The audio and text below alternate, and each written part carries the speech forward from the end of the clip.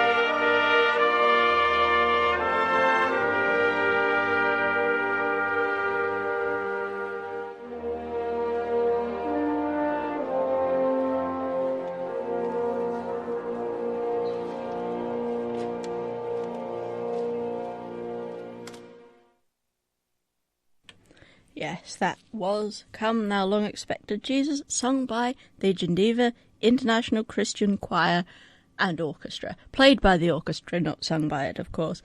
And we are looking at Advent songs, or pre-Christmas songs from around the world. That was written by Charles Wesley, who was English. So let's hop across the North Sea to Denmark, where Det Forstellis, which I'm probably pronouncing wrong, is a Danish Advent song about lighting the 4 candles around the Advent wreath and the different lights of God.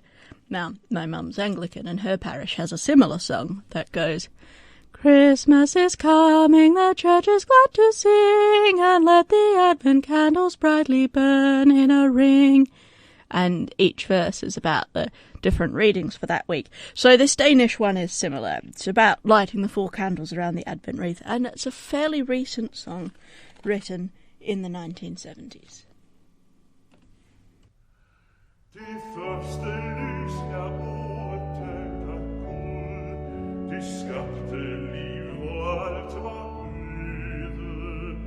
Med fugle som med blomster, der sprang ud. Med glæde over markens grøde. Det andet lys blev tændt i Bethlehem. Guds dreng steg ned fra himlens høje, og delte jorden med os som sit hjem, med al dens fryd og al dens møje. Det tredje lys har intet øje set, det lyser gennem hjertets ånd, og melder det umulige er sket. Det tredje lys er påskemorgen. Det fjerde lys har ild fra alle 3, en pinseglød i vores hjerte, så vi for dem, der intet lys kan se, kan tænde kun en lille kærte.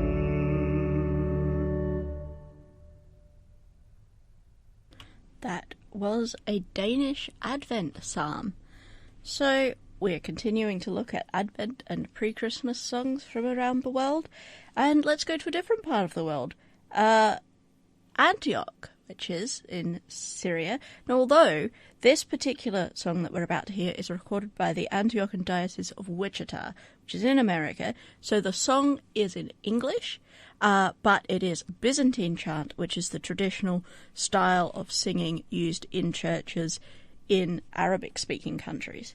So this is the Troparion of the Pre-Feast of the Nativity in tone 4. And I'm sure one someday I'm going to talk to you about the 8-tone system of Byzantine music and its origins in ancient Greek music. But for now, just know that it's the Troparion, which is a sort of hymn of the Pre-Feast of the Nativity, which is the Sunday before Christmas, in tone 4, which is a particular scale used in Byzantine music, and it's sung by the Antiochian Diocese of Wichita in America.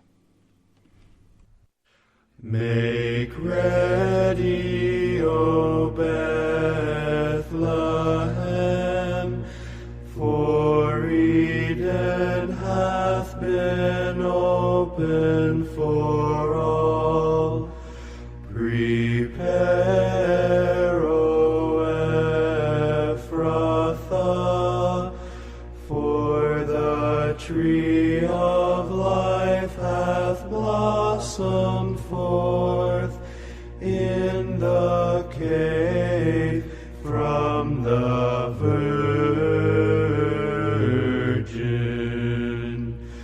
For her womb did appear as a supersensual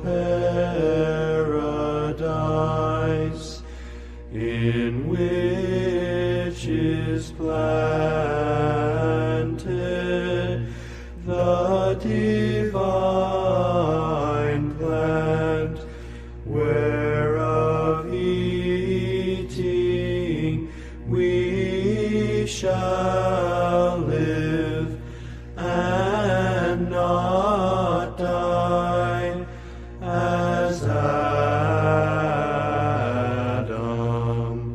Verily Christ shall be born, raising the likeness that fell of old.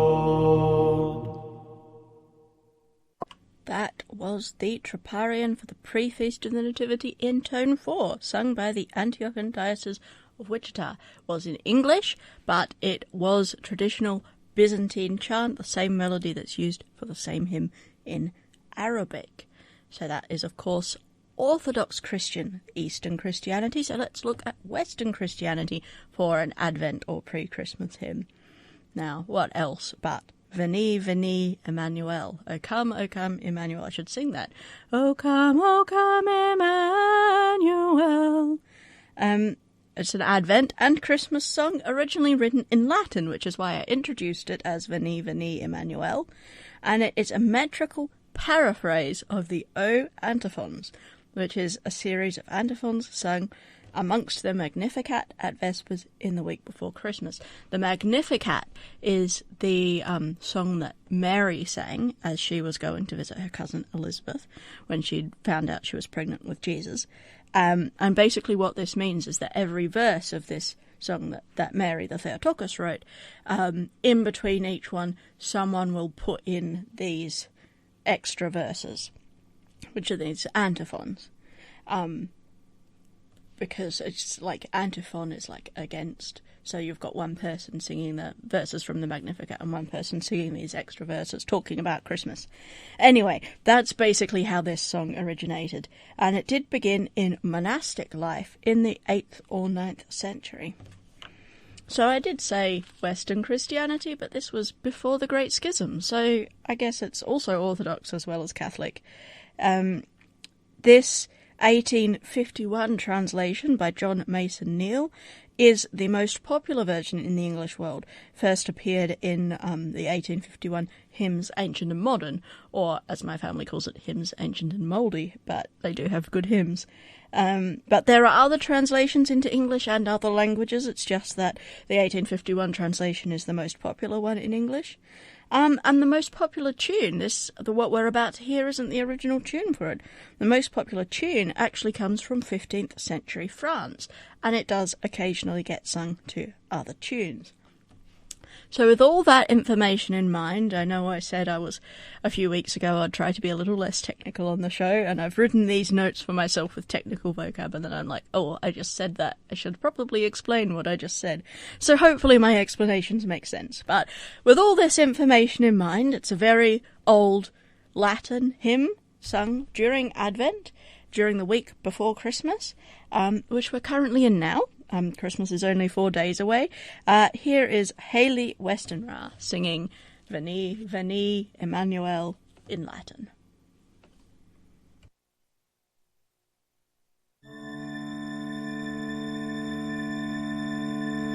Veni, Veni, Emmanuel,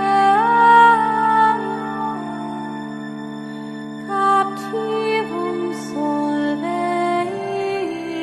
Israel, qui genit in exilio,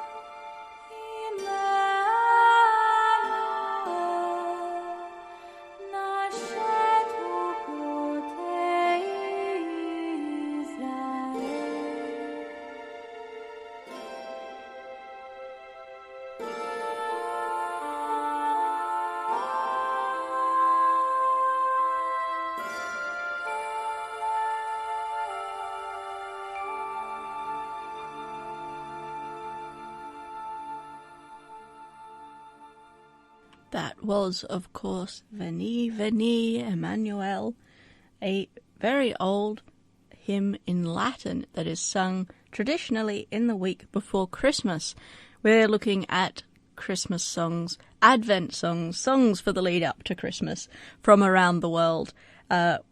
We've had a couple of Advent songs. That one's for the week before Christmas, so musically speaking, we're getting nearer and nearer to Christmas. Literally speaking, we're also getting nearer to Christmas because that's how time goes. It's 4 days before Christmas. But pause for a moment and let's assume that it is in fact Christmas Eve, and we will go to Lebanon, where Leilat et Milad is a traditional Maronite hymn for Christmas Eve. The Maronites are a very old Christian church in the area of Lebanon, and it's sung in Arabic. We did hear a song earlier that was an Arabic tune, an Arabic song but sung in English. So here is one sung in Arabic by Hiba Tawaji with a choir. Here's Leilat et Milad. No, Leilat el Milad. I had a typo there. Christmas Eve song.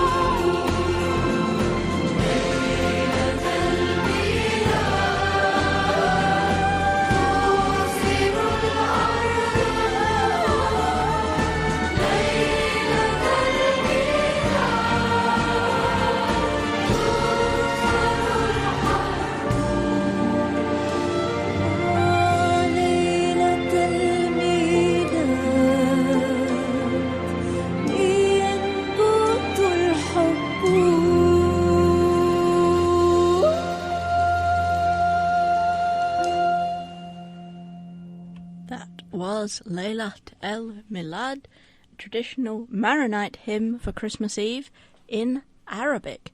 Now, I was here at the station as continuity producer both Christmas Eve and Christmas Day last year, so what do you think the song was that I heard the most? I'll give you a moment. Well, if you guessed Silent Night, Holy Night, then you would be right, because I heard that pretty much every hour in every language, sometimes every half hour if there was a half-hour program. So that's, without doubt, I would say, one of the most popular Christmas songs in the world. It was written in 1818 by Joseph Mohr, and the tune was written by Franz Xaver Gruber. In Austria, specifically in the town of Oberndorf by Salzburg. It was first performed on Christmas Eve in the same year in the parish church of that town, St. Nicholas. Joseph Mohr, who wrote the words, was a Catholic priest who had been appointed to the town the year before. He had actually written the poem Stille Nacht in 1816, 2 years earlier, in his hometown where he had been working as an assistant priest. But in 1818, a flooding river possibly damaged the church organ, and therefore Mohr, the priest, asked Gruber to compose a melody and a guitar accompaniment for that night's mass, just in case that the organ didn't work. So they still had music and something to sing. And later, the guy who came to repair the organ, who had the name Karl Mauracher, he liked the song so much that he took it home to Zillertal, where it became popular and started being included in shows. The Rainer family of travelling folk singers from Zillertal performed it for Franz I of Austria and Alexander I of Russia, and then later in New York in 1839, so it became popular very, very quickly. And it was declared an intangible cultural heritage by UNESCO in 2011. It was first recorded in 1905. So I had so many choices of recording that I could pick from for Stille Nacht. But I've gone to Scotland, to my own language, where Cúin an Eiche is the translation. But here it's sung the first verse in German and the rest of it in Scottish Gaelic by Fionnuala na Cónaich, Fiona Mackenzie, and friends.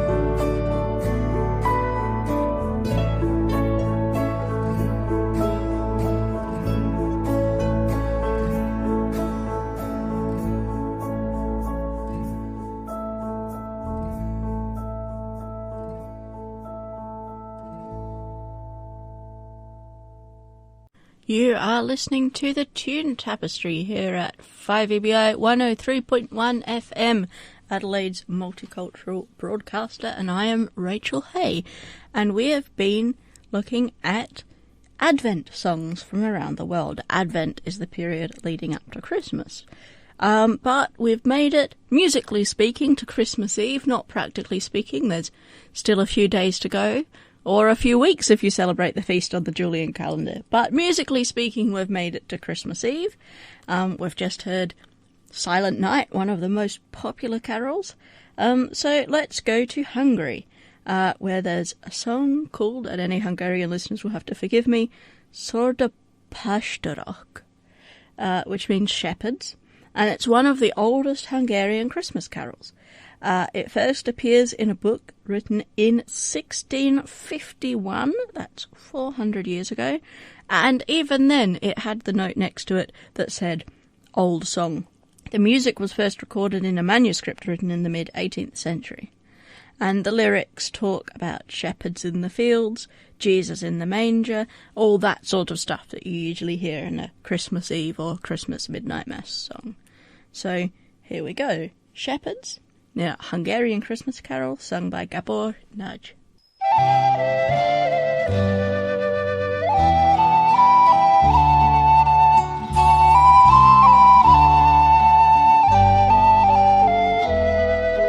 Csorda pásztorok, midőn Betlehemben, csordát őriznek, éjjel a mezőben, Isten angyali. Jövének melléjük, nagy félelemmel, telik meg ő szívük, örömet mondok.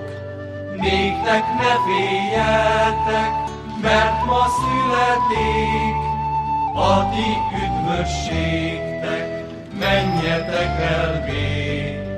Gyorsan a városba, ott találjátok Jézust a jászolba, elindulának, és elvéj utána Szűz Máriának, jó estét mondának, nem találták őt fényes palotába, hanem istálló szegény jászolába, aki az ég s föld sarkait fenntartja, nem lel más helyet, hol fejét lehajtsa.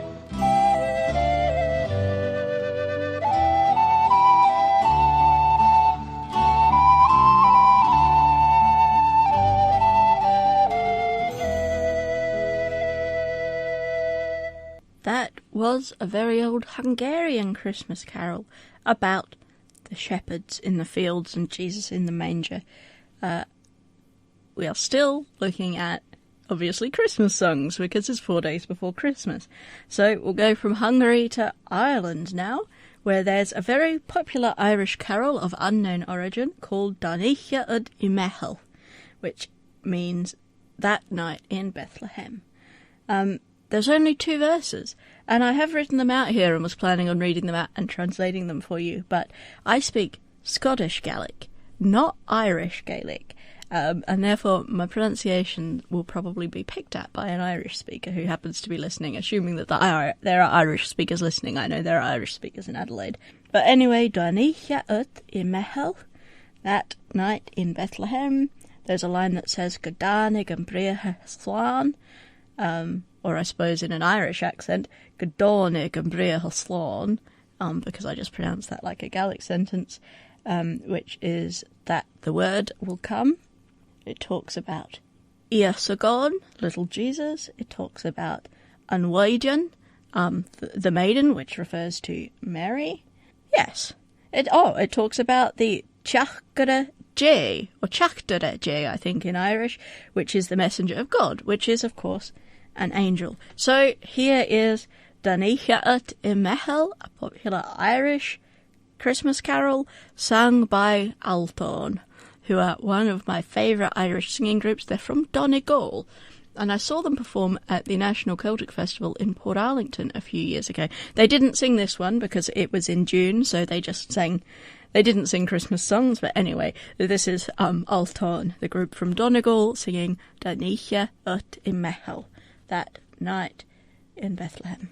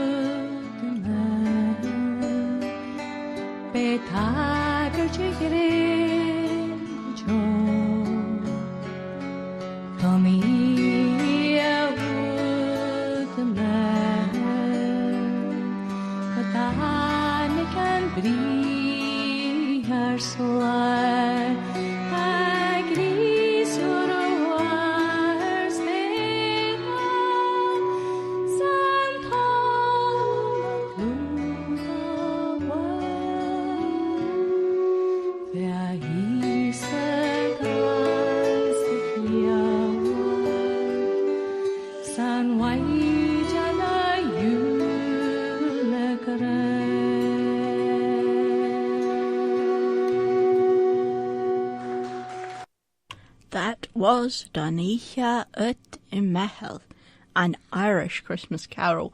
So let's hop to almost exactly the opposite end of the world, by which I mean China.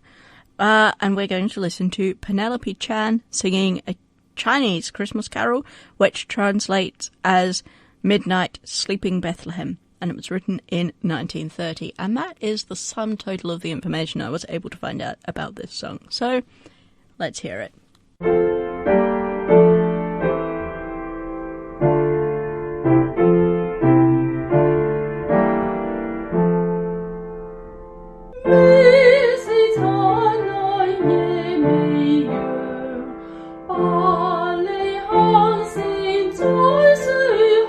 Yeah.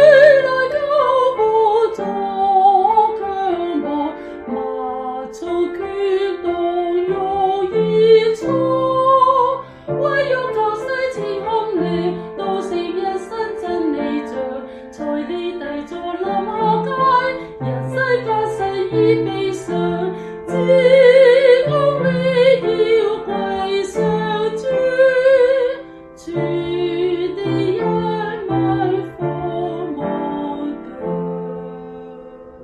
我到來有心過時，讓前以閃發光芒，主之救主生猶太，日近為榮是已出，這美味多次被作，不是火魔超君王，歸來禮物寄上，和家沒藥與香，只我榮耀歸上主，主的恩惠放我腳。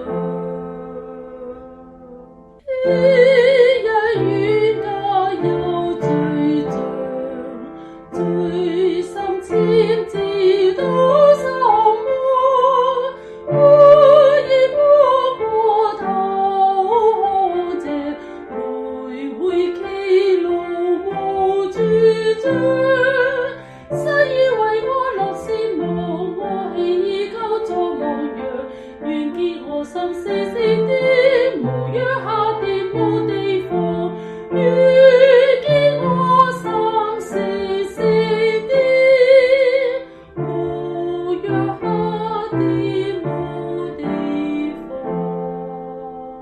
阿們。That was a Chinese carol, which translates as Midnight Sleeping Bethlehem, because we are listening to Christmas Eve songs from around the world. So let's go to France now. I don't think we've heard a song in French.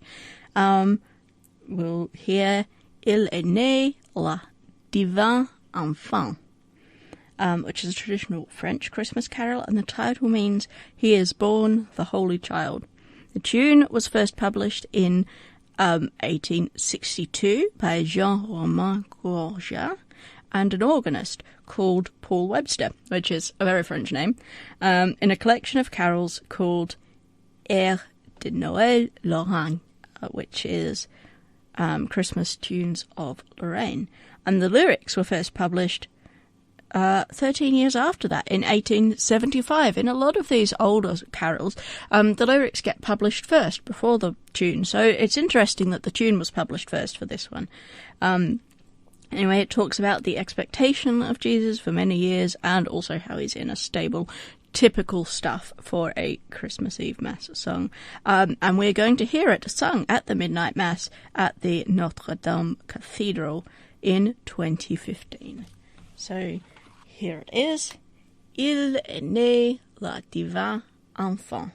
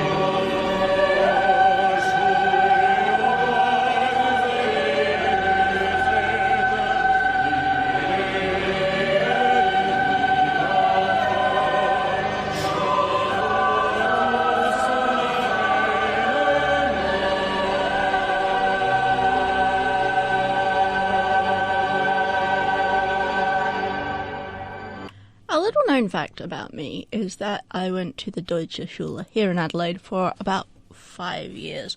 So I used to be able to speak German. I can't really anymore. But one thing we did every year was we would learn a Christmas song in German and sing it at the Weihnachtsfeier. So I learned, of course, Stille Nacht, heilige Nacht. I learned, in der Weihnachtsbäckerei gibt's manche Leckerei, zwischen Mehl und Milch, Max Banker, Knilch, eine riesengroße Kleckerei, der Weihnachtsbäckerei, which is about Christmas baking, so it's more suited to next week's programme where we're going to talk about secular seasonal Christmas songs. I also learned Hört ihr, was die Engel sagen, dieser Welt ist nicht verloren. Anyway, I wasn't convinced about playing any of them on the programme. Obviously, I played Stille Nacht already. The Weihnachtsbäckerei is better for next week. And that one, Gloria in Excelsis Deo, exists in so many languages. But anyway, I was scrolling through the list of German Christmas carols, and I came across one that I had completely forgotten that I knew, which is Ihr Kinderlein kommet doch all, zur Krippe herkommet in Bethlehem Stall. I won't sing anymore because we're about to hear that one. It was written in 1798 by a priest called Christoph von Schmidt, and it was originally called Die Kinder bei der Krippe, the children by the manger, and it had 8 verses published in 1811 and included in a collection in 1818. It wasn't set to music until 1837 by Franz Xavier Luft, and it wasn't that tune I just sang. That music was written by Johann Abraham Peter Schultz in 1794, before the lyrics, but it was a secular song called Wie reizend, wie wonnig. So here it is, Ihr Kinderlein kommet, sung by the Dresdner Kreuzchor. Ihr Kinderlein kommet, o kommet doch all, zur Krippe her kommet in Bethlehem Stall, und seht, was in dieser hochheiligen Nacht der Vater im Himmel für Freude uns macht.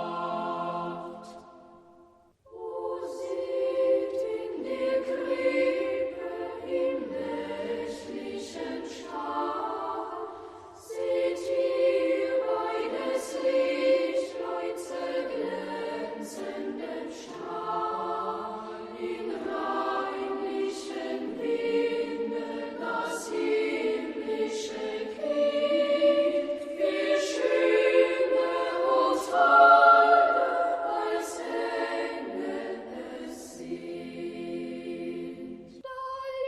Dort ist das Kindlein auf Heu und Stroh, Maria und Josef betrachtet froh, die Riesentöte klingelten davor, hoch oben schwebt jubelt der Engelein groß. O beugt wie die Hirten anbetend die Knie, erhebet die Hände und danket wie sie. Stimmt freudig, ihr Kinder, wer wollt sich nicht freuen? Stimmt freudig zum Jubel der Engel mit ein. So nimm unsere Herzen zum Opfern hin, wir geben sie gerne mit Freude.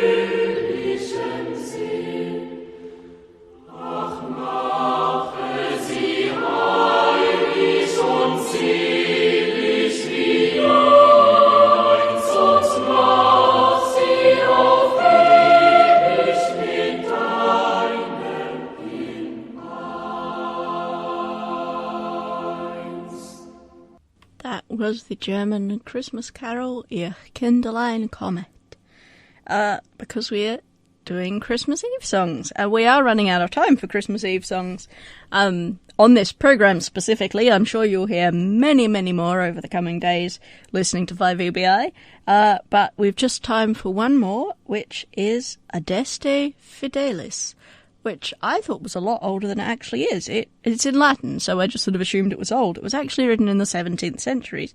It's attributed to various people. No one quite knows who wrote it, but one of the people it's attributed to is Anonymous Monks, which I think sounds ominous. It would be a good name for a band. Anyway, the earliest printed version of Adeste Fidelis dates to 1751, written down by John Francis Wade. The manuscript is kept in the Stonyhurst College in Lancashire. There were 4 verses originally, now extended to 8 verses, translated into many, many languages. The English translation, O Come All Ye Faithful, was written by a Catholic priest called Frederick Oakley in 1841. So let's go back to the Notre Dame Cathedral and listen to Pavarotti, of all people, singing Adeste Fidelis in 1978.